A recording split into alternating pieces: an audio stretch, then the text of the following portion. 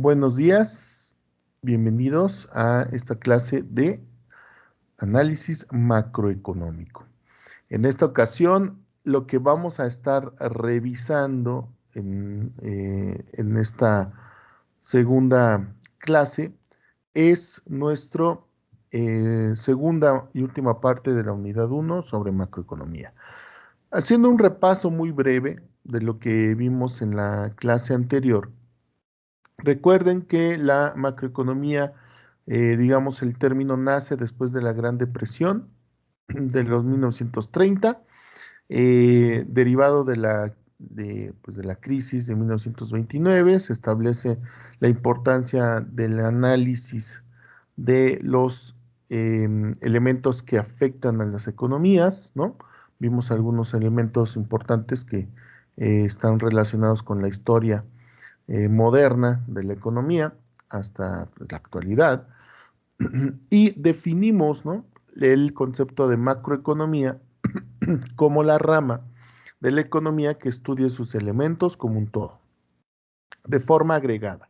Y que hablábamos que era de forma agregada, eso quiere decir que todos los involucrados en el conjunto de familias, ¿no?, que están involucradas en el consumo, en el trabajo, ¿no?, como empleados, como empleadores también, todo el conjunto de empresas, ¿no?, la oferta y la demanda de las empresas, también la parte del gobierno y del sector externo están vistos como un elemento agregado, es decir, en conjunto, en su totalidad, que vamos a estudiar, pues ya sea a nivel de un país, también puede ser de una localidad, ¿no? La macroeconomía también lo puede ver por el lado de una localidad, de una colonia, de un municipio, de una alcaldía, de un estado, de un país, grupo de países o del mundo entero, ¿no? La cosa es que sean varios elementos que se puedan estudiar en la macroeconomía.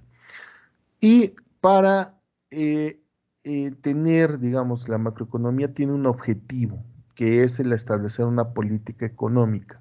Y el objetivo de la macroeconomía, bueno, tiene varios, son todos estos que vimos, ¿no? Estimular el crecimiento, disminuir, mantener baja la inflación, tener una estabilidad en el ciclo económico, reducir el desempleo, reducir los déficits gubernamentales e internacionales y mantener un comercio internacional benéfico para el país, que explicamos en la clase anterior. Entonces, esos son los objetivos de política económica, que son en realidad los objetivos también de por qué existe la macroeconomía. Entonces, la macroeconomía existe precisamente para lograr estos objetivos. Para ello, como vimos, es necesario el conocer y saber interpretar, por lo menos, estos indicadores macroeconómicos, que vimos que era el Producto Interno Bruto, la renta o el ingreso, el empleo, la inflación, ¿no?, el aumento de los precios, la tasa de interés y la balanza de pagos principalmente, porque hay muchos más, ¿no?, que vamos a ver, pero estos son los más importantes que necesitamos conocer para llevar a cabo pues, un análisis macroeconómico.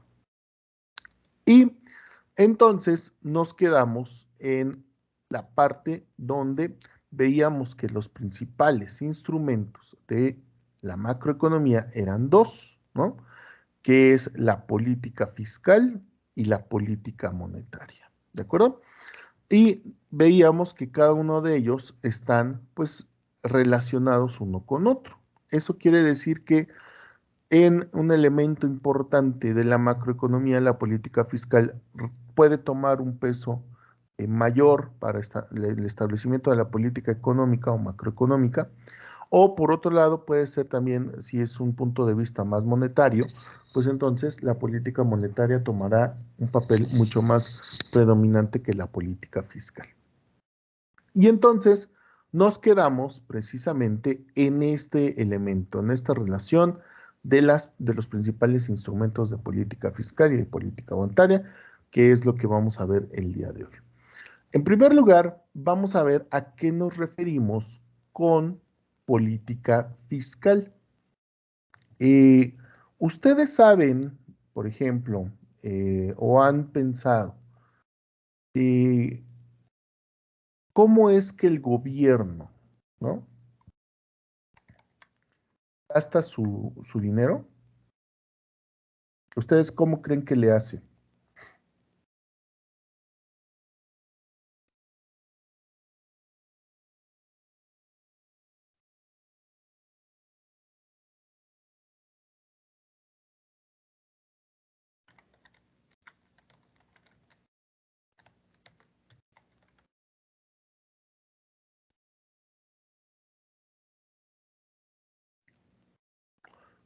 Si notan que ustedes escribieron y yo no reacciono, es que es la plataforma, ¿no? Hay que tener un poquito más de paciencia, no es igual que en el anterior Blackboard, pero bueno, a ver. Arturo está escribiendo, no sé si alguien más, Edgar también. ¿Alguien sabe cómo es que le hace el gobierno para gastar? Dice, se supone que en seguridad, salud, sí, claro, ¿no? Entonces, sí, es el gasto público, exactamente, Emiliano. Muy bien, es totalmente correcto.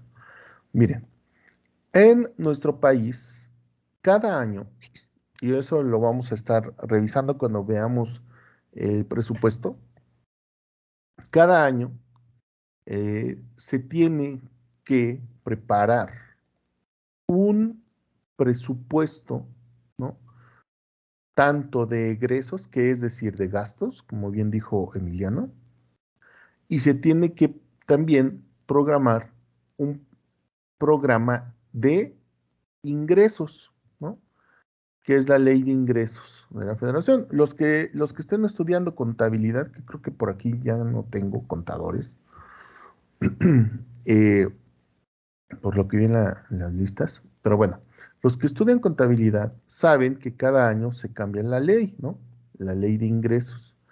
Entonces tenemos el proyecto de presupuesto de egresos, que es lo que se va a gastar, lo podemos nosotros revisar aquí, que es el programa, la Ley Federal de Presupuesto y Responsabilidad Hacendaria, el presupuesto de egresos 2022.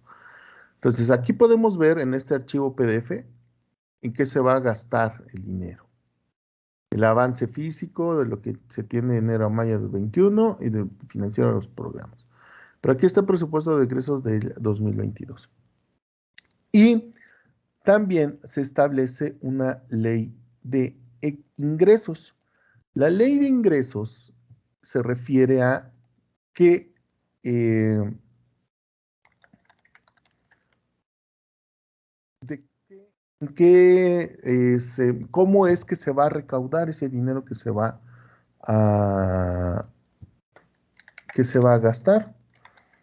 Entonces, por eso se modifican las leyes, ¿no? La ley del ISR, la ley del IVA, ¿no? Todas las leyes de todos los impuestos que tenemos ahí, la famosa miscelánea fiscal, ahí se va modificando, ¿no? También se hace una proyección. Y digamos, elemento, como lo vamos a revisar, repito, en su momento cuando veamos el presupuesto, se divide en este documento, ¿no?, que se llama Paquete Económico para el Ejercicio Fiscal. En este caso estamos viendo el del 2022. Cada año se hace por parte de la Secretaría de Hacienda. ¿Por qué les platico esto? Porque esta parte de los ingresos y egresos conforman un elemento primordial de lo que es la política fiscal en un país. Como vamos a ver, ese programa de cómo voy a generar ingresos, yo como gobierno, ¿no?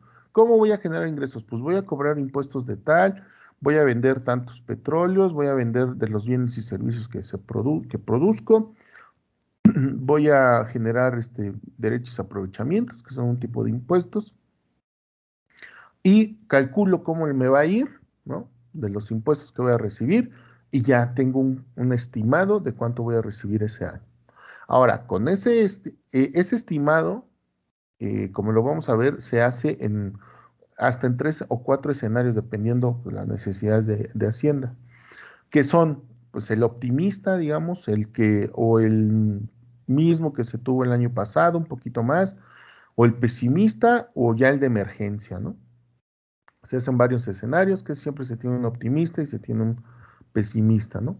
Entonces, bajo ese intervalo, dice, bueno, vamos a generar estos cuantos miles de millones de pesos y el próximo año lo vamos a preparar, lo vamos a hacer en los gastos que necesita el país. Y como bien dijo Arturo, en el presupuesto de egresos se programa pues, lo que se va a gastar en seguridad, en educación, en salud, etcétera, ¿no? Como muy bien dijo Arturo. Entonces, eso que tenemos y que vamos a estudiar, pues es parte de lo que se llama la política fiscal. Entonces es cuánto se va a pagar de impuestos y cuánto va a gastar el gobierno. Entonces, fíjense que ahí hay un punto importante y primordial. En la política fiscal, lo importante son las decisiones que toma el gobierno para la economía, porque evidentemente esas decisiones van a impactar en la economía de un país. Entonces, ¿qué es la política fiscal? La definición de la política fiscal es que ésta consiste en realizar cambios en las tasas fiscales, como lo acabamos de ver, ¿no? Cambios en los impuestos. ¿Cuánto te voy a pagar? ¿Cuánto te voy a cobrar yo como gobierno? ¿Cuánto me vas a pagar por tus actividades, ¿no? Entonces, cambios en las tasas fiscales y en los programas de gasto del gobierno, que son esas dos partes que les estaba explicando. Se usa para tratar de estimular el crecimiento a largo plazo. Por supuesto, ¿no? El objetivo de los gobiernos en su política fiscal es tomar las mejores decisiones para buscar un crecimiento económico, ¿no?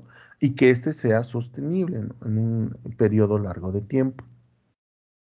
Entonces, se usa para tratar de estimular el crecimiento a largo plazo, creando incentivos que estimulen el ahorro, la inversión y el cambio tecnológico. Entonces, vamos a estimular a que las personas puedan ahorrar, también que inviertan y que generen desarrollo, ¿no?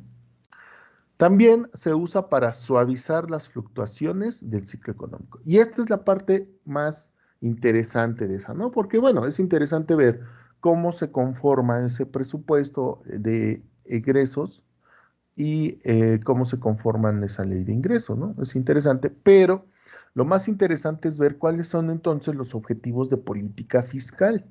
Por ejemplo, cuando nosotros vayamos a revisar el documento, este que les acabo yo de comentar, veremos que en nuestro país hay ciertos objetivos. Uno de los cuales, y me adelanto un poquito, es el de salir del problema en que nos ha metido, pues, la pandemia, ¿no? La pandemia ha generado un problema ahí económico que venimos arrastrando desde el 2020, en el cual, pues, se va a tratar de salir, ¿no? De esa parte del ciclo económico. Pero ahorita vamos a ver lo del ciclo económico. ¿A qué se refiere con esa parte del ciclo económico? Pues en esa recesión que nos hemos atorado todavía un ratito. Entonces, la política fiscal, como uno de sus objetivos también, es el de cambiar el estado del ciclo económico que estamos. Obviamente, si estamos creciendo, pues va a mantener ese crecimiento y tratar de hacerlo mayor. Pero si nos encontramos en problemas, como es en el caso que estamos ahorita, pues la cosa es salir de ese bache, ¿no? Como por medio de esa política fiscal. ¿Y por medio de qué instrumentos? Pues como bien dice ahí, tanto de los ingresos como de los egresos, ¿no? Esa es la parte importante. Ahora, la otra parte, que digamos que es la misma moneda, pero digamos la otra cara de la economía, pues la otra cara, donde ya vimos que es la política fiscal, la otra cara es la política monetaria. La política monetaria tiene que ver, ¿no? En modificar las tasas de interés, es decir, las políticas en cuanto al manejo del dinero de nuestro país.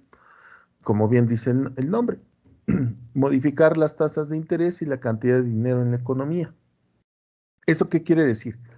Quiere decir que la tasa de interés pues es qué tan caro me sale financiarme con dinero que no tengo.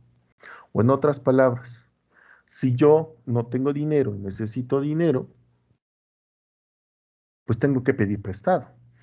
Y para pedir prestado, pues me piden pues, ciertas cosas y además me van a cobrar un interés, ¿no? Bueno, eso lo cobra el banco o a quien nosotros le pidamos dinero. Ahora bien, ¿de dónde sale esa tasa de interés? Bueno, como lo vamos a ver también en su momento, veremos la importancia de la banca y de la banca central.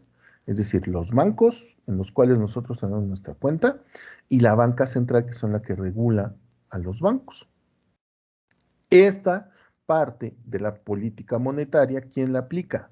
Pues la aplica el gobierno también, pero en este caso y en nuestro país, y como debe de ser, la aplica una institución totalmente independiente del gobierno federal, que es el Banco Central. En este caso es el Banco de México, en nuestro ejemplo, en nuestro país.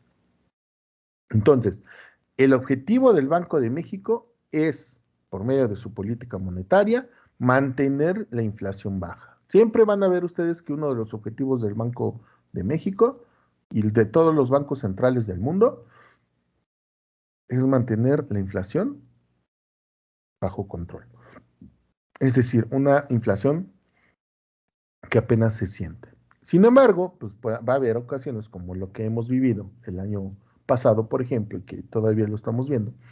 Hay ocasiones en las que los precios no se pueden controlar de muchas maneras y se tiene que aplicar pues algunas medidas, ¿no? Vamos a ver algunas de ellas. Entonces, el objetivo por medio del manejo de la tasa de interés y la cantidad de dinero es mantener los precios, es decir, tener controlada la inflación, y también se utiliza la política monetaria para suavizar las fluctuaciones del ciclo económico, ¿no? Otra vez, acabamos de ver. Entonces, si nos encontramos en un tipo de recesión, podemos echar mano de la política monetaria. Si nos encontramos en auge, pues tenemos también que echar mano de política monetaria para evitar la inflación, ¿no? Entonces, tenemos ya los dos casos, ¿no? La política fiscal y la política monetaria, que ambas vamos a revisar más a detalle en este cuatrimestre. Como ustedes pudieron ver en el programa, pues tenemos una unidad dedicada tanto a la política fiscal como a la política monetaria.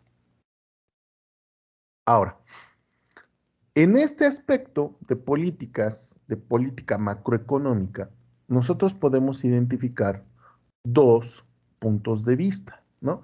Tanto a nivel de fiscal como monetario. Y esos puntos de vista, pues son antagónicos en cuanto al pensamiento macroeconómico, ¿sí? Veremos que ustedes ya recordarán que en el cuatri pasado leyeron algo sobre el keynesianismo en el libro. Bueno, hablábamos de que en la primera clase, el lunes, de que Keynes fue el que creó, pues básicamente, el estudio de la macroeconomía a partir de la crisis del 29.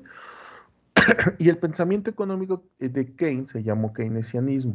¿Y cuáles son, digamos, los puntos más importantes que, digamos, va a manejar el keynesianismo desde el punto de vista eh, económico? Pues el primero es que el uso de la política fiscal como medio de crecimiento por medio de gasto público. Entonces, dice keynesianismo, el eje del crecimiento económico de todos los países es cómo va a gastar su gobierno.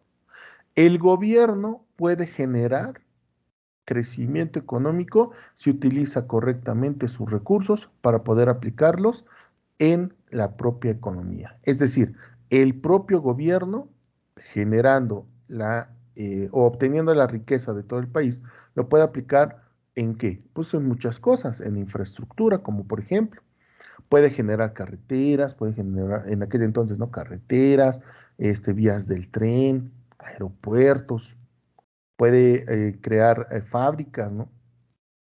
Para generar, en primer lugar, empleo de los elementos que se están construyendo.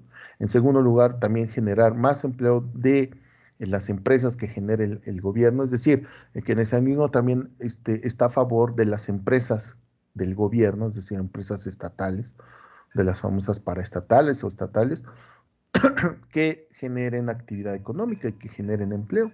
Porque cuando hay desempleo de la gente, pues el gobierno puede gastar dinero para generar un empleo, ¿no? Entonces, esa generación de empleo, esa generación de gasto genera ingresos, los cuales las familias, las personas van a tener para poder gastar y lo van a poder digamos, por medio de una cosa que se llama el multiplicador, que también vamos a revisar, ese gasto que genera el gobierno va a tener un efecto multiplicador que se va a desparramar en la economía, ¿no? Porque las personas que estén trabajando en estos proyectos de gobierno van a generar un ingreso por medio de su salario y van a comprar cosas a las empresas privadas. Y las empresas privadas se verán beneficiadas, ¿no? Por esa compra. Entonces, la economía se reactivará y tendrá un crecimiento económico, ¿no? El segundo punto dice que keynesianismo, hay una relación entre la inflación y el desempleo. Como vamos a ver también en la ley de Okun y la curva de Phillips, que son muy, muy sencillas, lo que mencionan ellas es que cuando en un país está creciendo la inflación, eso quiere decir que también el desempleo está creciendo, ¿sí? Y esto es muy fácil de interpretar, porque si las cosas son caras, la gente no va a poder comprarlas, porque no les alcanza el dinero, las empresas se van a quedar con sus productos sin vender, van a perder dinero y por perder dinero, pues ya no van a necesitar empleados, ¿no? Porque no están vendiendo lo mismo, no van a tener que producir lo mismo. Al disminuir, ¿no? Su oferta, pues ya no van a requerir el mismo nivel de empleo. Entonces van a despedir a gente. Y ese ciclo se sigue repitiendo, porque como la gente no tiene empleo y no tiene para comprar, pues entonces las cosas empiezan a subir de igual manera de precio. Entonces, esa relación entre la inflación y el empleo, dice el keynesianismo, pues sí, así se presenta. Entonces, es por ello que se necesita, por medio de una política monetaria, manejar y tener bajo el nivel de inflación, ¿no? Porque afecta directamente el desempleo. Y en tercer lugar, porque bueno, tiene más ideas el keynesianismo, pero les puse las tres principales. Y la tercera más importante es la regulación gubernamental de los precios, salarios y gasto fomentan el crecimiento económico. Entonces, también el keynesianismo está a favor de que el gobierno intervenga en cuestiones cuando pues, hay un gran crecimiento de los precios, hay una inflación descontrolada, pues el gobierno debe de intervenir por medio de control de precios. Recordarán en el pasado cuando veíamos los famosos precios máximos, ¿no? El establecimiento del precio máximo de el control de precios. Asimismo, el gobierno debe de vigilar que se dé un salario mínimo, ¿no? Es decir, está, digamos, abogando por una garantía de un ingreso mínimo para las personas que no te pueden pagar menos de ese ingreso, ¿sí? Eso también dice que en ese mismo se debe de aplicar, porque si no se aplicara, dicen, pues los empresarios pagarían lo que quisieran, ¿no? Entonces, por eso se tiene que establecer un salario mínimo y también debe de regular su propio gasto, el gasto del gobierno, ¿no? Efectivamente. Todo esto con el objetivo de fomentar el crecimiento económico. Ahora bien, de este keynesianismo que vimos que se estuvo aplicando desde finales de los años 30 hasta principios de los años 70, ¿no? Cuando se empezaron a ver ahora sí, otros problemas económicos derivados pues, del control del gobierno, del gasto del gobierno, de la inflación, etcétera. Entonces, en este aspecto nace el monetarismo, que es un punto de vista contrario al keynesianismo. ¿Qué dice el monetarismo? Dice, la política monetaria debe controlar la cantidad de dinero para evitar fluctuaciones. Entonces, el monetarismo se va más por el lado de la política monetaria que por el lado de la política fiscal. Porque dicen que por medio del mercado de dinero, es decir, de la oferta y la demanda de dinero, se pueden evitar estas fluctuaciones de mayores gastos o menores gastos. Obviamente, si tú estás controlando la cantidad de dinero en una economía, pues si esta cantidad de dinero es menor, pues vas a tratar de utilizarlo de la mejor forma posible. Ese es el elemento importante del monetarismo, ¿no? Segundo, la relación entre la inflación y el desempleo solo se da en el corto plazo. Ellos niegan que en el largo plazo, si hay una inflación a largo plazo, va a tener una gran relación con el desempleo o viceversa, que el desempleo genere inflación, que en el corto plazo sí sucede, pero derivado que podemos nosotros, por medio de la política monetaria, manejar las cantidades de dinero, se puede, pues ahora sí que en el largo plazo, estabilizar la inflación. Es decir, por medio de la política monetaria no habría una inflación, que es lo que dirían los monetaristas. Por ende, si surge algún elemento de inflación, solamente sería de corto plazo que afecta a los empleos. Y en tercer lugar, que es, digamos, uno de los puntos más importantes, el gobierno no debe de tener intervención en la economía, dicen los monetaristas. No, a ver, solamente por medio de política monetaria, control de la oferta y la demanda de dinero, ya no es necesario que el gobierno esté controlando precios, ni que esté controlando salarios, ni que esté controlando el mercado de trabajo, ni nada, ¿no? El gobierno debe dejar libre mercado, de igual manera, pero se deben de dejar estos precios y salarios flexibles, ¿no? Porque le conviene a los empresarios. Si los empresarios van a determinar los salarios que van a pagar por el trabajo que le están dando, pues no dejaría de existir un desempleo, porque pues todos los que quieran trabajar por un salario de tal cantidad, pues van a hacerlo.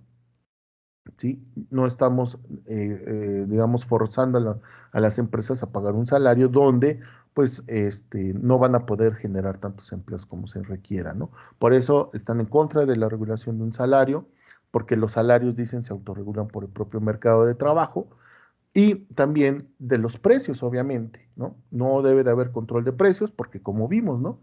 En el cuatri anterior, que es una visión clásica que revisamos, sí los precios se controlan en todo momento, pues se generarán mercados negros, ¿no? Y en esos mercados negros se van a tener problemas de distribución, por lo tanto, va a haber una mayor inflación de estos temas, ¿no? No se cumpliría con el objetivo del gobierno. Entonces el monetarismo dice, no, no se deben de controlar tampoco los precios y por ende los salarios.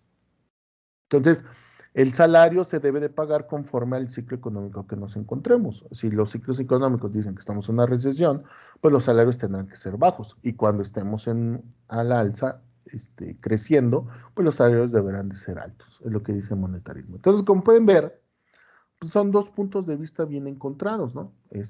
Por un lado, el keynesianismo está abogando por el control del gobierno y el monetarismo, pues no está en contra de eso y dice, hay que dejar que el mercado de dinero y por el propio mercado pues, se autorregule, ¿sí? Entonces ahí hay dos puntos de vista que estaremos viendo digamos, no tan a detalle, porque básicamente lo que nosotros vamos a estudiar es el lado keynesiano de la política fiscal y monetaria, pero también veremos algunos elementos monetaristas, ¿no? Ahora, vamos a ver este elemento que tanto hemos estado diciendo, que es el de los ciclos económicos, ¿sale? Este video es de un banco central. Ya se me olvidó de qué banco central es. Ahorita va a decir.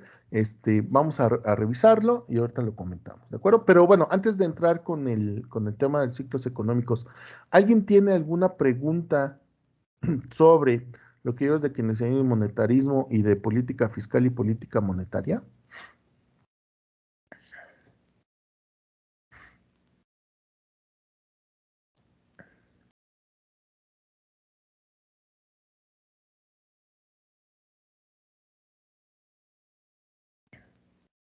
No. Todo bien. Ok, Cristian. No todo, dice Zaira.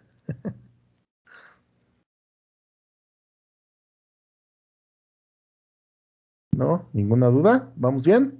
Ok, gracias. Bueno, entonces vamos a continuar con el ciclo económico.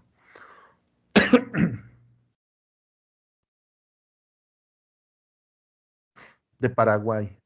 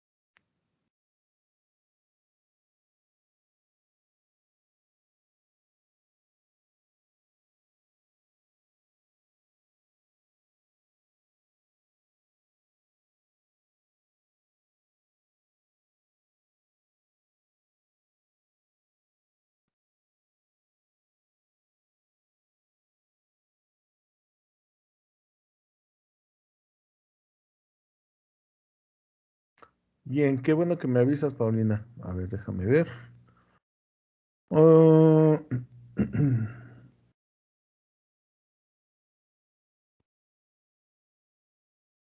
sí, tienes toda la razón. Va de nuevo. ¿Por qué no me avisan? Dijeron así la presentación. A ver, Paulina, por favor. ¿Ya se escucha?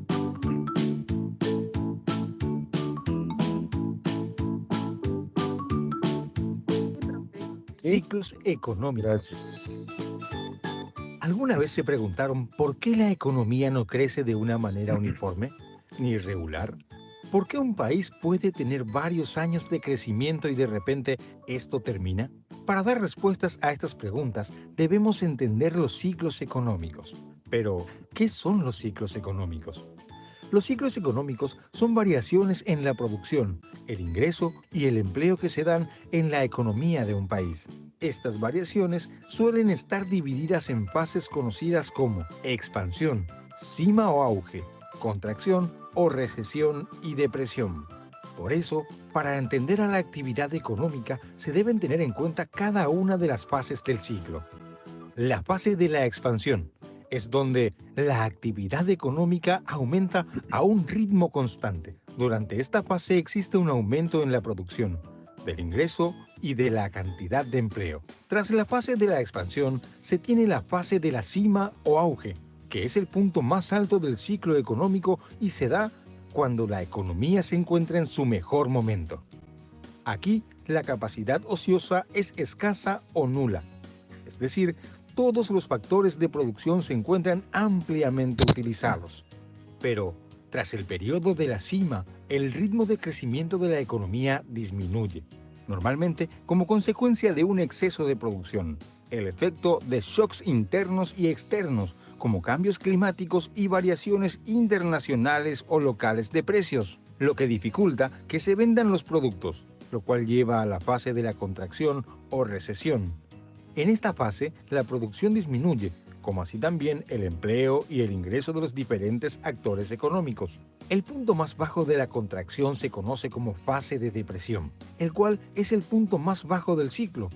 En este punto existe más desempleo y muchas de las máquinas están paradas. Existe una baja producción en la economía y la capacidad ociosa es alta. También los ingresos se encuentran en su punto más bajo. Pese al comportamiento cíclico, la duración de estas fases es irregular y son muy difíciles de predecir con certeza. No existen plazos establecidos para la duración de estos ciclos. Pueden ser cortos periodos, como así pasar años en una misma situación. Depende de cuán ágil sean las políticas implementadas para sobrellevar los ajustes que se deben producir a cada momento.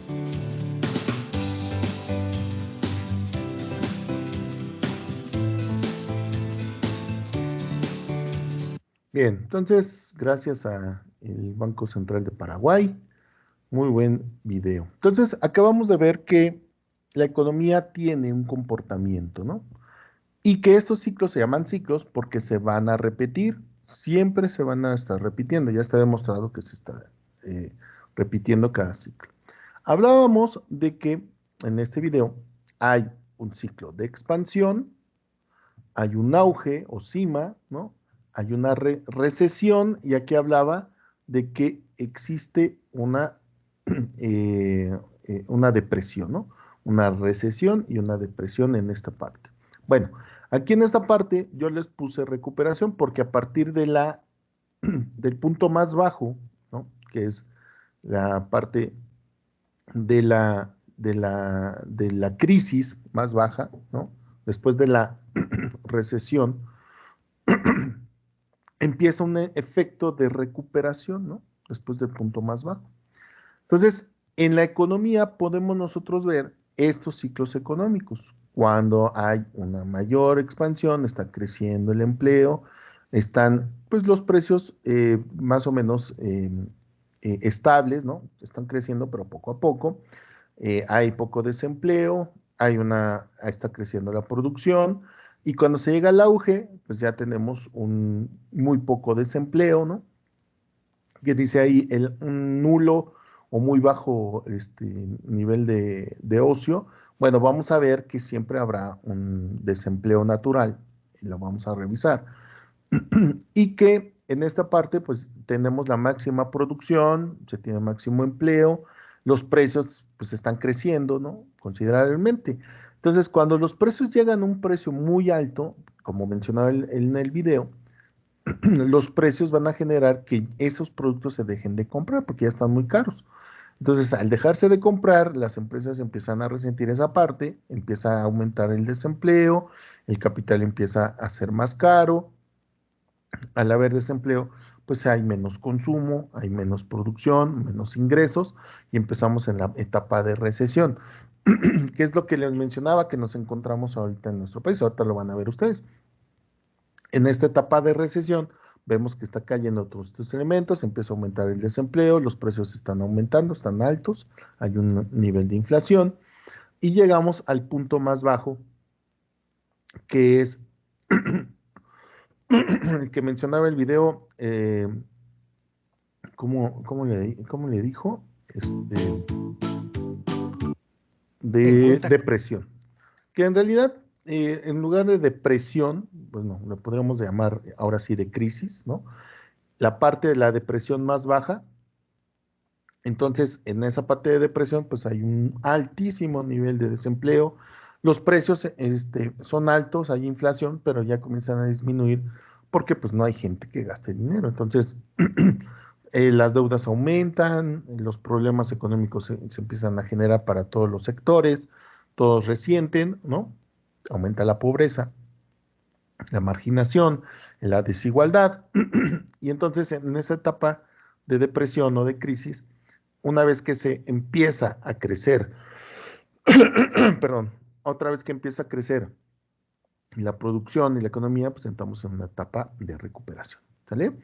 Entonces, como les repetía, estos ciclos económicos se van a ir repitiendo constantemente. Son como esas olitas que se van repitiendo y repitiendo. Por supuesto, como mencionaba en el video, estos ciclos pueden durar diferentes tiempos, no se sabe cuántos, ¿no?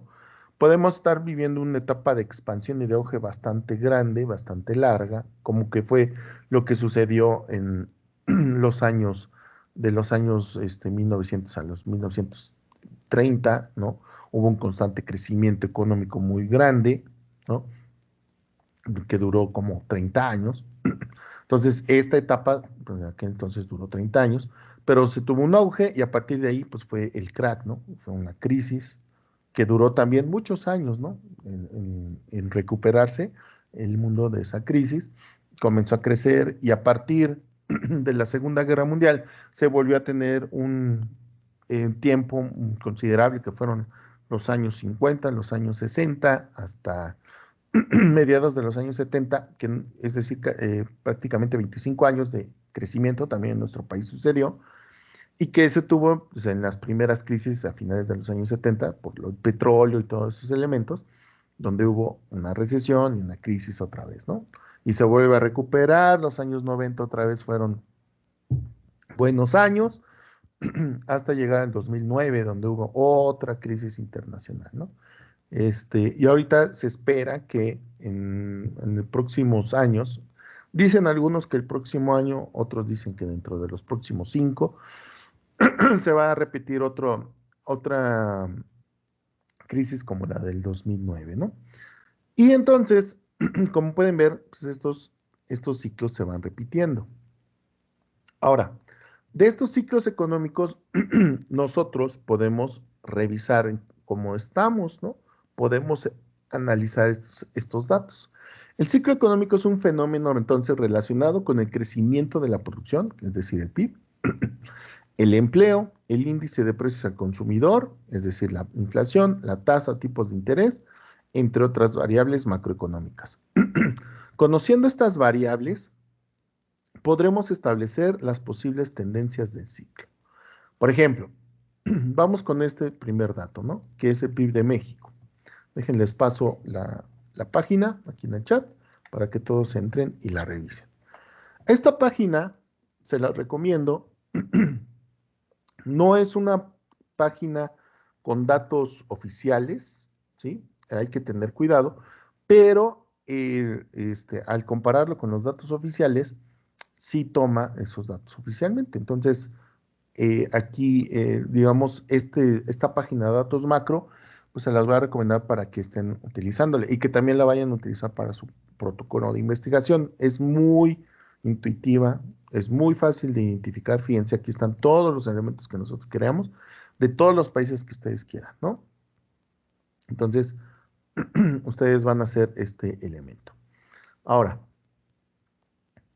dice, por ejemplo, la última nota del tercer trimestre del 2021. Todavía no hay datos del último cuatrimestre. Cuando vayamos nosotros ya a empezar, por ejemplo, en la próxima clase que ya vamos a empezar con el tema del PIB y de su medición, ustedes se van a dar cuenta de que los datos que podemos nosotros encontrar a nivel macroeconómico casi siempre están pues retrasados a nivel mundial, pues más o menos por un año, ¿no? De hecho, ahorita apenas en este año estarán saliendo datos ya del total del 2020, a lo mejor algunos del inicio, del primer trimestre del 2021 a nivel internacional. A nivel nacional, pues el último dato que tenemos es del tercer trimestre de 2021, porque siempre hay que tener un tiempo ahí de colchón, ¿no? Y dice la nota. El Producto Interior Bruto en México en el tercer trimestre de 2021 ha caído en un menos 0.4%. Fíjense, en el tercer trimestre cayó, ¿no? A casi medio punto. Respecto al segundo trimestre de 2021. Esta tasa es 16 décimas inferior a la del anterior trimestre, cuando fue del 1.2. La variación interanual del PIB ha sido de 4.7. Entonces, fíjense, ha crecido, ¿no? 149 décimas menor de la del segundo trimestre de 2021, cuando fue de 19.6% de crecimiento. La cifra del PIB en el tercer trimestre de 2021 fue de 280.172 millones de euros, con lo que México se situaba en la economía número 14 en el ranking del PIB trimestral de los 53 países que publicamos. México tiene un PIB per cápita trimestral de 2.192 euros, 376 euros mayor que el del mismo trimestre del año anterior, que fue de 1.816 euros. Si ordenamos a los países que publicamos en función de su PIB per cápita trimestral, México se encuentra en el puesto 44.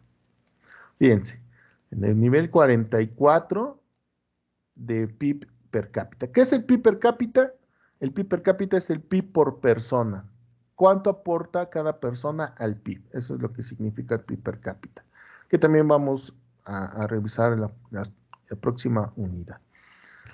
Entonces, en esta página puedes ver la evolución del PIB en México, ¿no? Aquí lo podemos ver en esta gráfica. Vean ustedes.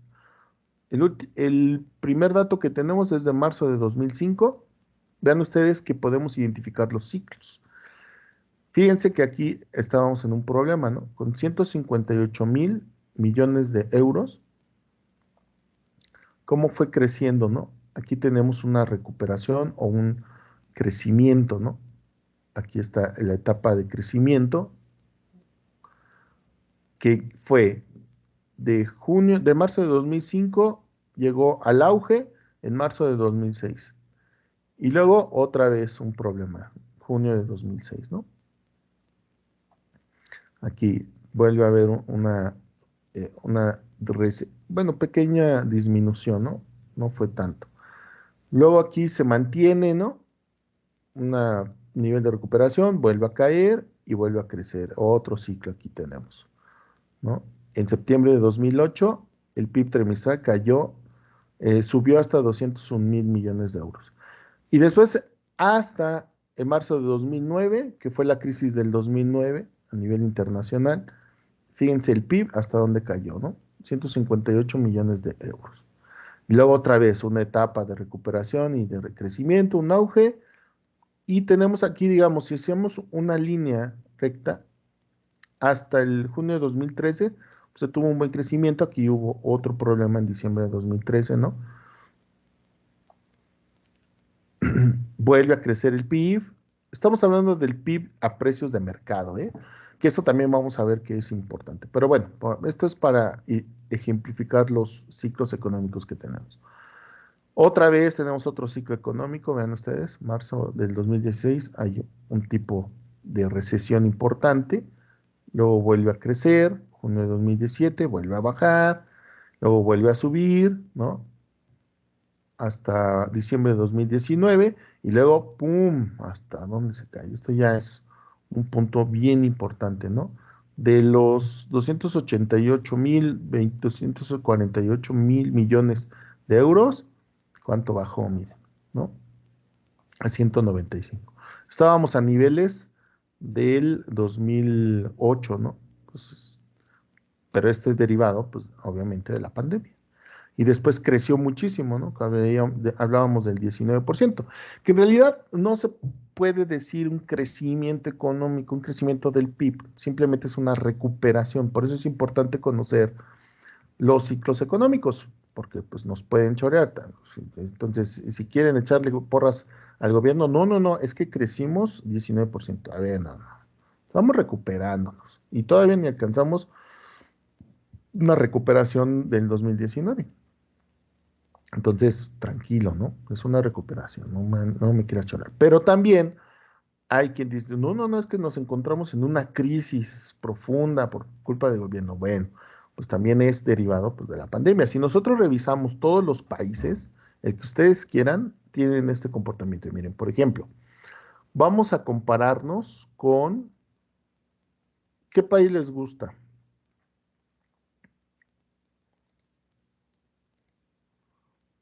¿Qué país les gusta que nos comparemos? A ver ahí en el chat, el primero que ponga, podemos comparar.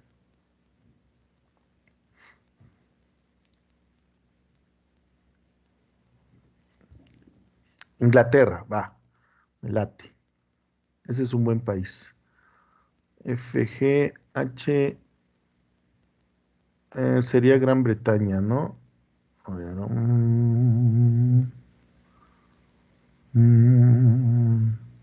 tengo que estar como Gran Bretaña. A ver, FG.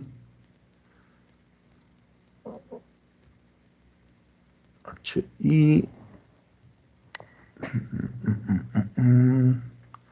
¿Cómo podría estar también? Reino Unido. Aquí está. Mira, acá nos comparamos. Vean. El PIB anual, ¿no? Aquí está. Fíjense. De igual manera, estaban pues, recuperándose también de la crisis del Brexit y todo eso, porque sí les pegó. Por eso luego ya se andaban arrepintiendo por el Brexit. Miren, aquí está. Se estaban recuperando. Diciembre de 2019, ¿y cuánto bajó, no? También, paz. Entonces, en este país también tuvieron un problema económico, ¿no? Importante. Ahora bien, el PIB per cápita, es decir, PIB por persona, pues es de 10.243 euros, ¿no?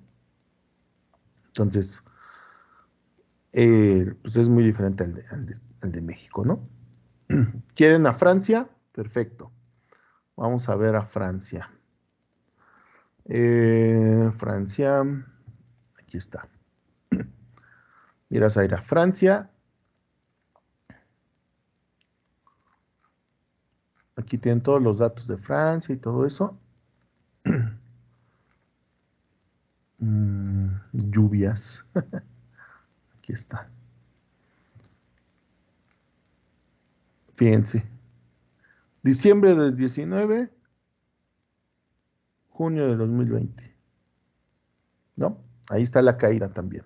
Y fíjense, Francia ha mantenido su crecimiento del PIB, hasta parece de película, ¿no? Ha sido constante su crecimiento, pero, ¡pum! Y aquí fíjense, se recuperaron otra vez en septiembre y ahorita ya están por arriba de lo que tenía, ¿no? Y dijeron Canadá. Ahora vamos a ver a Canadá.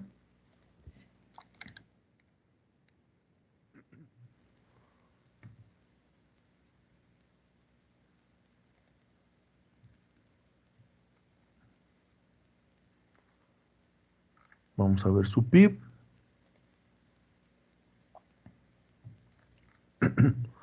Bueno, Canadá se parece más así, ¿no? Como a los países que hemos visto, no como Francia. Fíjense, aquí sus ciclos económicos son más evidentes, ¿no? Crecimiento, crisis, crecimiento, crecimiento y luego una recesión, crecimiento, una baja y otra caída, ¿no? Importante aquí por la pandemia, pero se volvió a recuperar, ¿no? Entonces, como pueden ver, en todos los países, por el hecho de la pandemia, a todos les pegó, ¿no? Eso es importante que ustedes lo vean porque pues, fue a nivel internacional. Ahora bien, los efectos de este problema son importantes cuando lo vamos a hacer, analicemos la parte de la deuda, del presupuesto y de la deuda pública.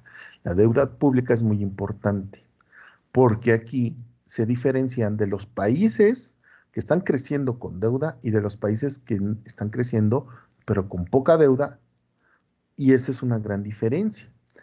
Que bueno, que ya en su momento van a ver ustedes los datos, ¿no? Sobre todo Estados Unidos es una cosa que no te la crees, ¿no?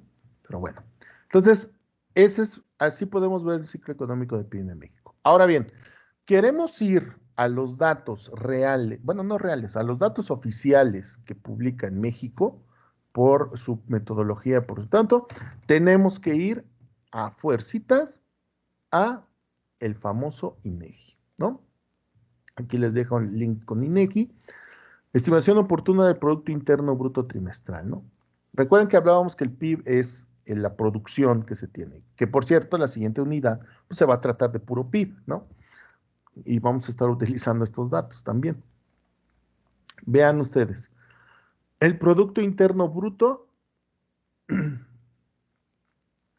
que tenemos, aquí está. Esta es la grafiquita que les quería enseñar. Los datos oficiales de INEGI dice, ¿cuál es el PIB que tenemos? ¿Cuál es pues es el que tenemos que ver.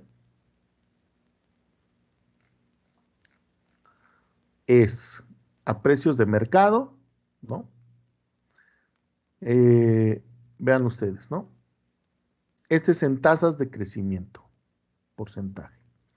Entonces, fíjense, en el 2015 se estaba creciendo al 3.3%, se siguió creciendo en esa parte, 1.8, 3, 1.6, 1.8, 2.5.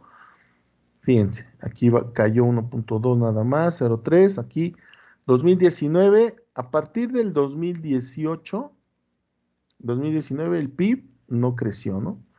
Y esa era una de las grandes críticas al actual gobierno, por supuesto, el PIB no creció, efectivamente. Entonces, aquí vemos que el PIB estaba prácticamente en cero y ¡zas! Cuando pasa lo de la pandemia, vean, el PIB decreció 19%, lo que hablábamos, ¿no? Entonces cayó 19% el PIB de lo que teníamos el año anterior, ¿no? Y actualmente pues ya se recuperó, fíjense, y tenemos esta parte del PIB desestacionalizado, creció el famoso 19% el año pasado, que hablábamos que era de la recuperación, ¿no? Esa recuperación que tenemos se recuperó el 18% y aumentó el 19%. Entonces, aquí ya tenemos la recuperación que hablábamos, ¿no? Y se espera que en el tercer trimestre haya crecido 4.8 y vamos a ver pues cómo se sigue calculando. Recuerden, estas son tasas de crecimiento. Estas también las vamos a aprender a usar y a calcular, ¿sí? Es decir, cuánto está creciendo por periodo, ¿vale? Y esta es la variación porcentual por sector, ¿no? Por actividad. Es decir, por actividades primarias, secundarias y terciarias, ¿no? ¿Cuál fue el que se vio más afectado? Pues las actividades secundarias, ¿no? Que es la industria, porque pues cerraron las fábricas. Esas fueron las que se vieron más afectadas. En tercer lugar, las terciarias. Y fíjense, la agricultura no se vio tan afectada.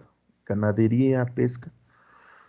Porque ellos fueron los que pues, dijeron, ni modo, pues debemos de darle de comer a la gente, si no se nos van a morir de hambre.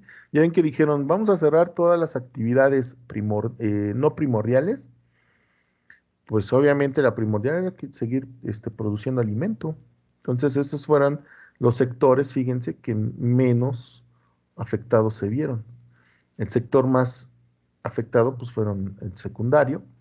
Y hubiera yo creído que el sector terciario no tanto, porque pues, se siguió trabajando este, en home office y eso, pero todavía hay una dependencia física, ¿no? En esta parte. Y vean ustedes, ya hay una recuperación actual de este sector también, del sector terciario. Entonces vean ustedes, aquí en el PIB, en el INEGI, vemos también, pues, mucho más la cuestión de los ciclos económicos, ¿no? Aquí se ven claramente. Por último, les recomiendo esta página también, que es la página del Banco Mundial. El Banco Mundial tiene unas cifras de los principales países del mundo, ¿no? Como de datos macro, pero aquí digamos que ya son datos que el propio país aporta a esta organización y debe de ser totalmente justificada con una metodología. Es decir, el Banco Mundial publica datos que le dan los países y ellos obviamente tienen ciertas técnicas para poder corroborarlo, ¿no?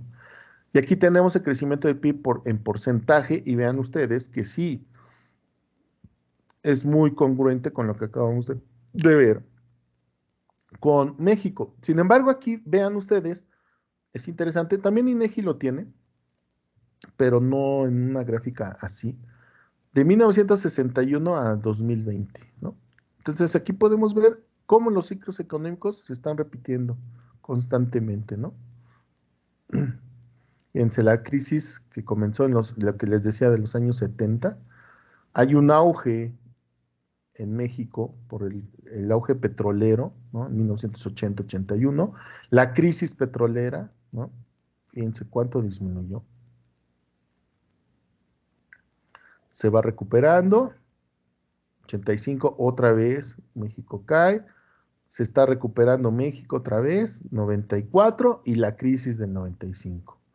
Se recupera, tiene problemas en el 2000, 2001, se va recuperando y otra vez se cae en la crisis del 2009. Entonces, como pueden ver, ahí están los ciclos económicos en nuestro país, ¿no? Y aquí ustedes pueden revisar todas las gráficas de todos los países que ustedes prácticamente quieran, ¿no?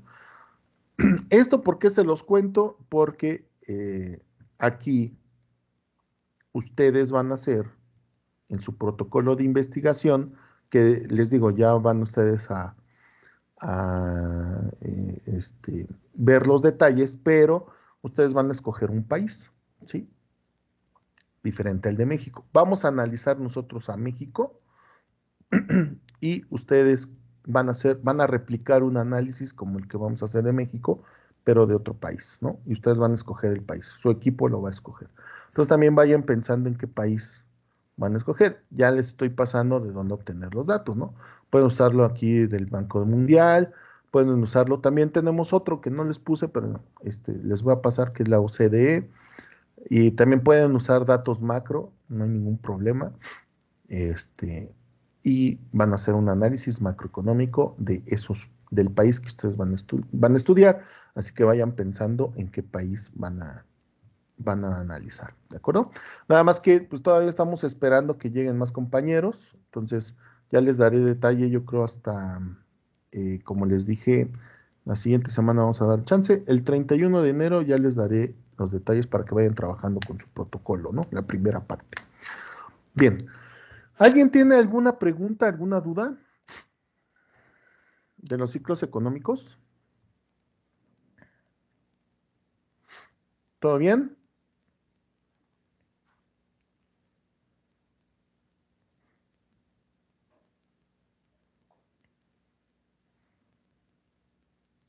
Ok. Repito, vayan ahí organizándose para su equipo de investigación. Recuerden que es mínimo 4, máximo 5 personas.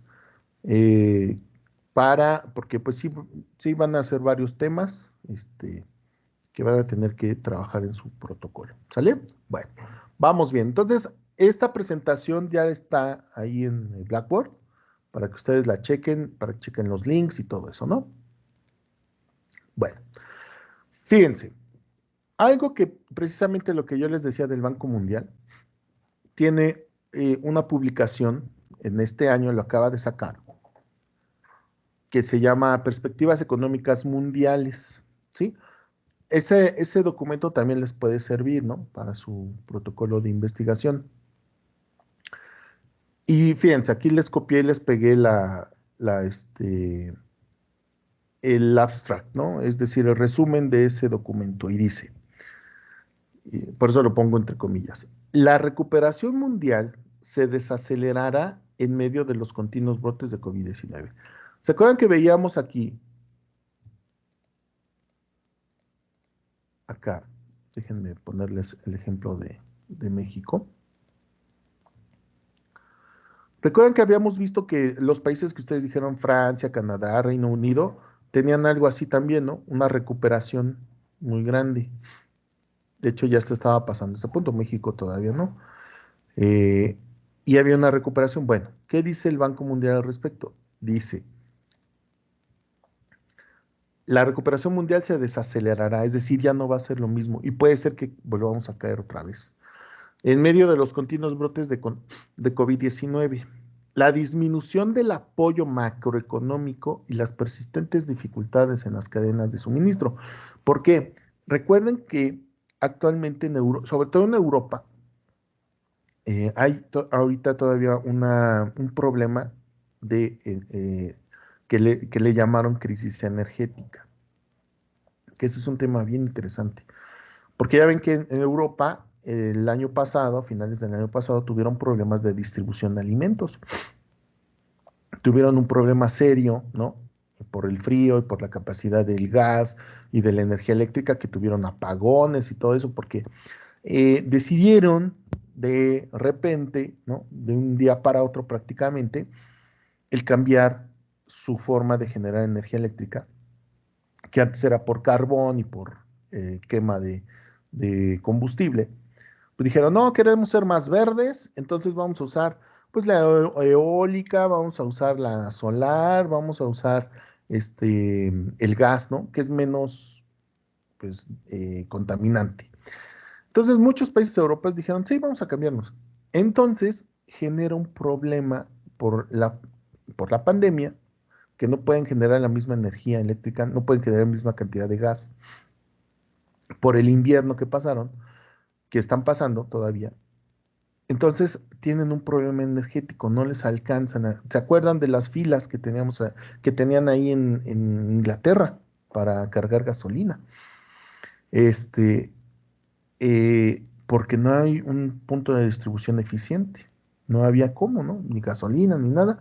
Entonces, los automovilistas, bueno, los transportistas y automovilistas se vieron afectados. Por lo tanto, la distribución de alimentos fue muy baja y la producción bajó en Europa. Entonces, vamos a ver, verán ustedes que a lo mejor lo podríamos nosotros ya revisar a finales del cuatrimestre, porque todavía no hay datos oficiales de ello, porque apenas fue muy reciente. Entonces, recuerden que más o menos como medio año es cuando se tardan en publicar esos datos. Este, Ojalá lo podamos ver un poco antes de que termine el cuatri. Verán ustedes que esa recuperación se va a ver afectada, como bien dice el Banco Mundial. Derivado, obviamente, están diciendo del COVID-19, pero pues, sabemos que también tiene que ver con estas políticas de energías verdes, ¿no? Y dice, las perspectivas se ven empañadas por diversos riesgos, como las nuevas variantes de coronavirus. Estamos viendo que ya hay dos variantes, la Delta y Omicron, y dicen los expertos que va a haber muchas más, ¿no? Pues que la pandemia todavía no se acaba, que van a haber un buen de, este, de, de variantes, es lo que se espera. El desanclaje de las expectativas inflacionarias. Ha habido inflación en todo el mundo también.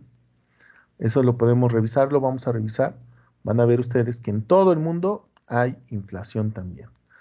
Y el estrés financiero.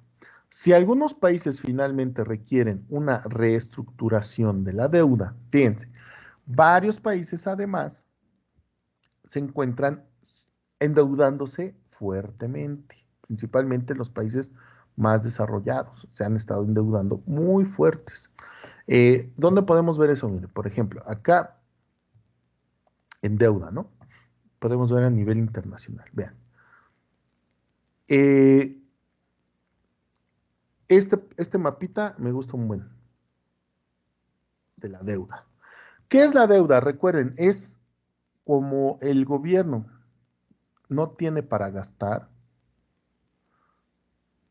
para seguir funcionando o para sus planes de recuperación, tiene que pedirle prestado. ¿A quién le pide prestado? A pues, las organizaciones internacionales o a otros países, ¿no? Vean ustedes que los países que están en rojo son los países más endeudados del mundo. Rusia tiene una deuda con respecto a su porcentaje del PIB, de hecho esta es negativa, es decir, no tiene deuda, tiene un superávit de 19,28%. Y si lo comparamos con Estados Unidos tiene una deuda con su porcentaje del PIB de 133,92%. Imaginen ustedes los que trabajan o los que no trabajan, imagínense que lo que ganan al año lo deben, ¿no? Más un 33%, ¿no? Lo que ustedes ganarían en la tercera parte de 12 meses son 4. Entonces, lo que ustedes ganan en 16 meses, ustedes lo deben. Ese es el caso de Estados Unidos, ¿no? Tiene una deuda increíblemente enorme, 133, ¿no? Canadá de 117, Brasil de 98,94, Argentina de 102,79, ¿no? México ha ido disminuyendo su deuda, solamente tiene 61,03. Europa está súper endeudadísima, como ustedes pueden ver, ¿no? Gran Bretaña 104, Italia le está yendo de la 155. Entonces, si tú ves esta parte de la deuda y por el problema del coronavirus, se va a acentuar este problema de la deuda. Entonces dice el Banco Mundial, efectivamente, chavos, la economía está difícil porque se nos están poniendo las deudas muy duras. Entonces vas a tener que buscar cómo reestructurar esas deudas. Es decir, vas a tener que buscar cómo ir pagando, ahora sí que en pagos más chiquitos, porque se va a alargar esta parte de la pandemia. Entonces el Banco Mundial está viendo esa parte. Y dice, si algunos países entonces finalmente requieren una reestructuración de la deuda, la recuperación será aún más difícil. ¿Por qué? Pues porque vas a reestructurar tu deuda, vas a tener que destinar más recursos a pagarla, ¿sí?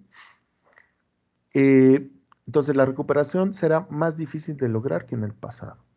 El cambio climático puede aumentar la inestabilidad de los precios de los productos básicos. También ya lo vimos, ¿no? Por el cambio climático hay una gran variación en los alimentos. ¿Por qué creen que ahorita el limón está caro? ¿Ustedes saben por qué? Que ya es meme, ¿no?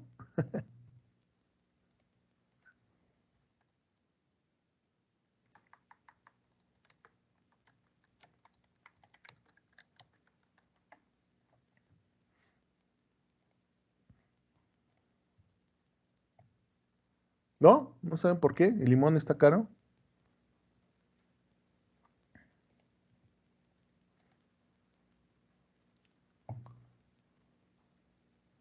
Al igual que el aguacate también empezó a subir de precio. Que el limón ha llegado hasta los 80 pesos y el aguacate hasta 90 pesos. Pues efectivamente hay dos problemas importantes. Uno es el cambio climático. Por la temporada ha habido heladas que se han perdido cosechas de limones y de aguacate. También ha habido una cierta sequía, ha habido constantemente sequías en nuestro país. Pero otro elemento importante es que a nivel internacional hay una escasez de fertilizantes,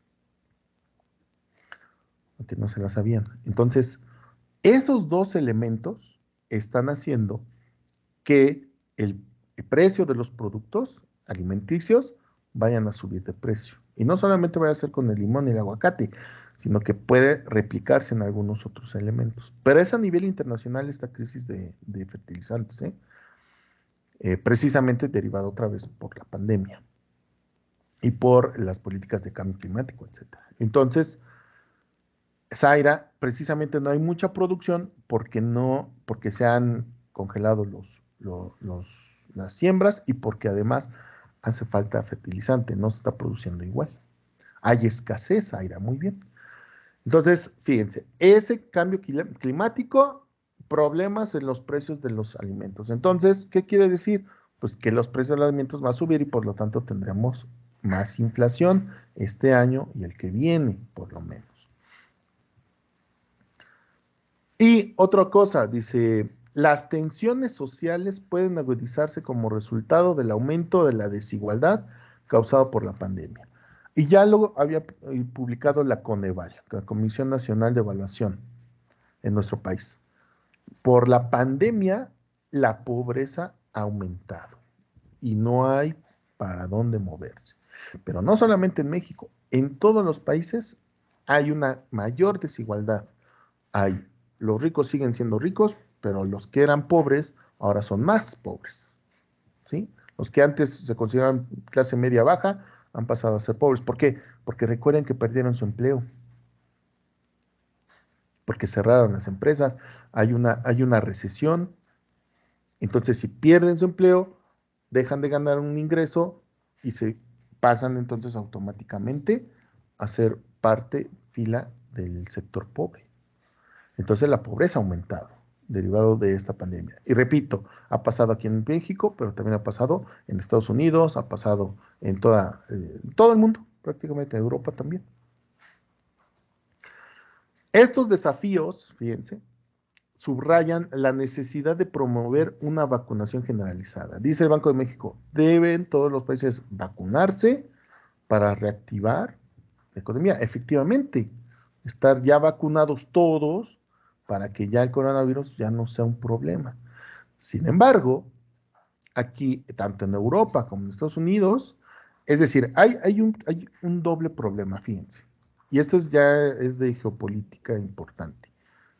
El primero es que los países desarrollados tienen las vacunas. O sea, tienen hasta para aventar para arriba todos los países de Europa, Canadá, Estados Unidos, Japón y todos esos, ¿no? Países. Entonces, estos países ya deberían de estar pues, todos vacunados, pero no. Hay un problema importante. El problema es que hay sectores de la población que están en contra de las vacunas, que no quieren vacunarse. Estoy hablando de los países desarrollados, ¿no?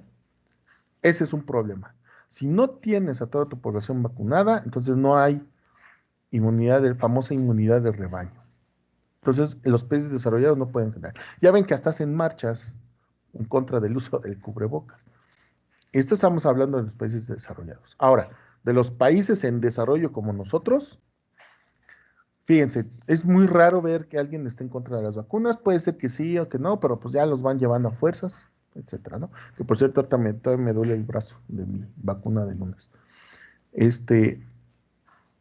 Pero el problema en los países en desarrollo es que no tenemos vacunas que tienen los países desarrollados que no quieren ponerse, ¿no? Entonces, en los países en desarrollo, pues tampoco hay un nivel total de vacunación. Entonces, ahorita el mundo, por los que no se quieren vacunar y por los que no pueden, porque no tienen vacunas, pues está el problema, ¿no? Y dice el Banco Mundial, si ya todos nos vacunáramos, entonces ya el coronavirus ya sería punto y aparte, las variantes ya nada más me darían gripa, no hay problema, pero no. Seguimos teniendo niveles importantes de muertes, tenemos problemas pandémicos, entonces ese es un problema también geopolítica, ¿no? De cada país.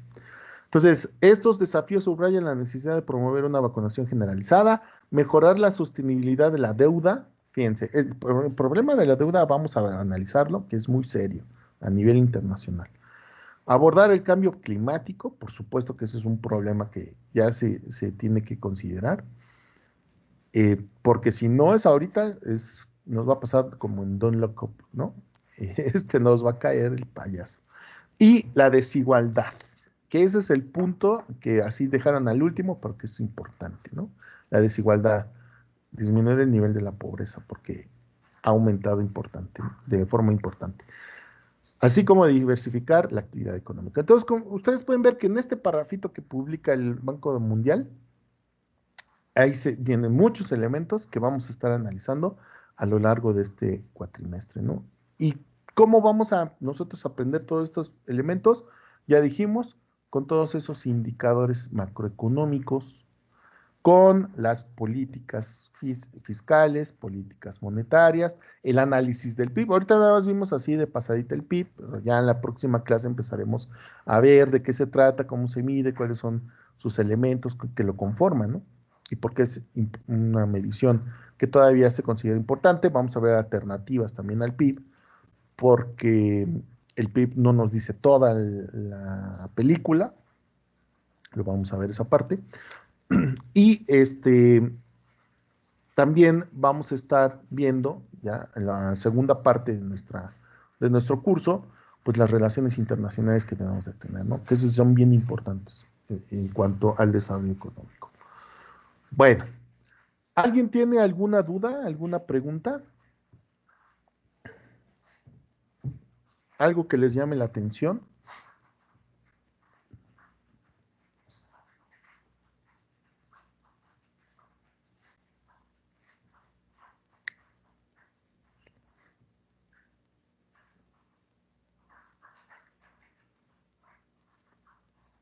¿Todo bien?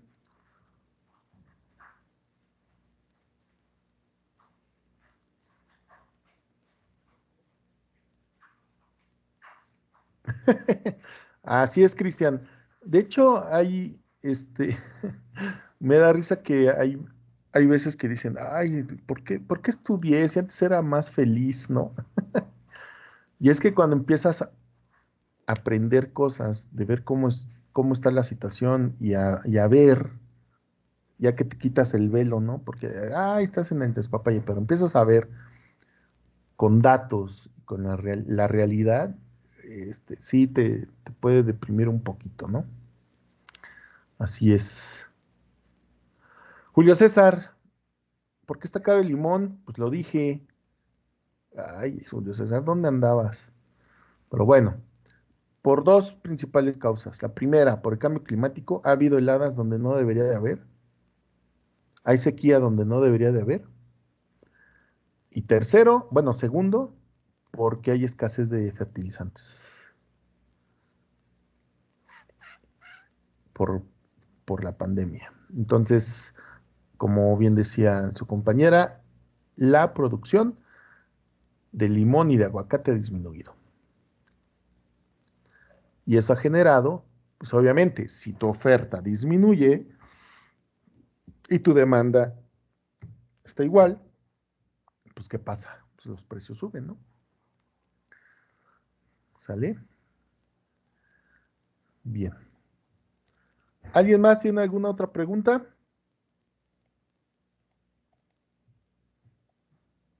¿No? Bueno. Este, antes de irnos, les aviso, miren, ya ustedes pueden entrar a su Teams, ¿sí? Con el correo de la universidad, ¿sí? Con su correo de my.unitec.edu.mx, my.unitec. Con ese correo ya pueden entrar a su Teams y ya van a ver cargadas sus materias, ¿sale? Bueno, la situación es que yo ya voy a programar las clases aquí en su grupo. Tienen que entrar aquí. Donde vean ustedes calendario, yo ya voy a poner todas las clases en el Teams, en el calendario. Entonces tienen que entrar al Teams. ¿sí? Aquí en su calendario les va a salir, pues voy a tener clase el lunes a las 7, ¿no? Aquí les va a salir, por ejemplo. Entonces, ustedes tienen que darle clic a la clase que nos toque, ¿sí? Yo nada más les voy a poner el link para el grupo de las clases, porque en Blackboard tengo que estar poniendo yo clase por clase. Ya la voy a poner en Teams, ¿sí? De todos modos, les voy a poner ahí un aviso en el Blackboard para recordarles que deben de entrar al Teams. Miren, ya voy a activar el grupo y ya está. Ya están todos aceptados. Ya son 23, ¿no? Porque se unieron algunos. ¿Alguien más se unió aparte de Paulina y Livier?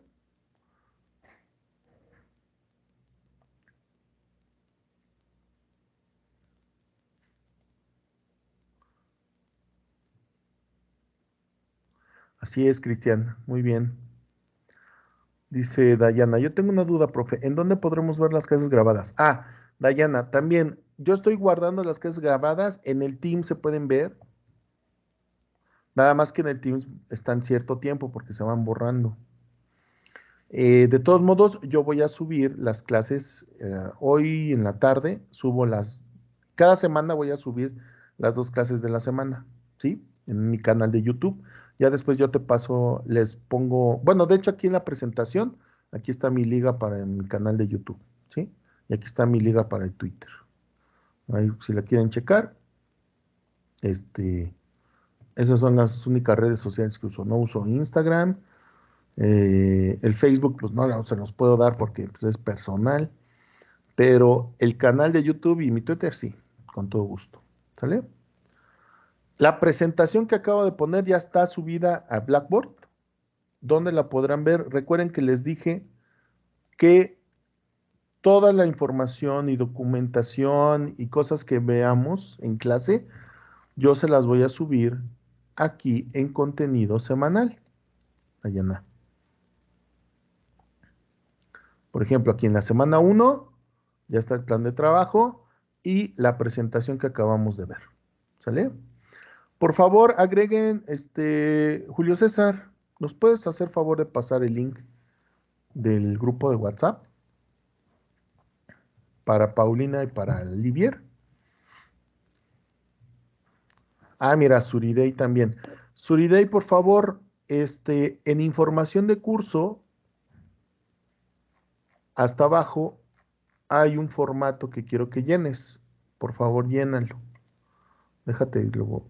Gracias, Julio César. Ahí está el formato, ¿sí? Ahí está la liga del chat. Gracias, Julio. Y les pasé yo el formato que tienen que llenar. Paulina, Livier y Suridey. ¿Sale? ¿Alguien más?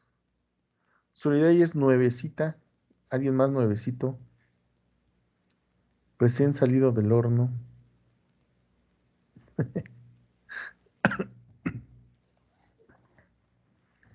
¿No?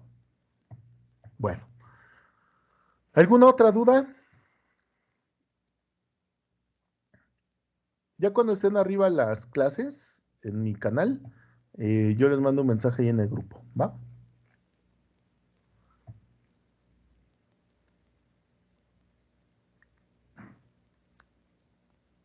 Bueno, pues con esto calculamos, con esto concluimos nuestra sesión del día de hoy. Muchas gracias. Que tengan un excelente fin de semana, cuídense mucho y nos estamos viendo el lunes con la unidad número 2. Gracias. Gracias, profe. Hasta luego. Gracias.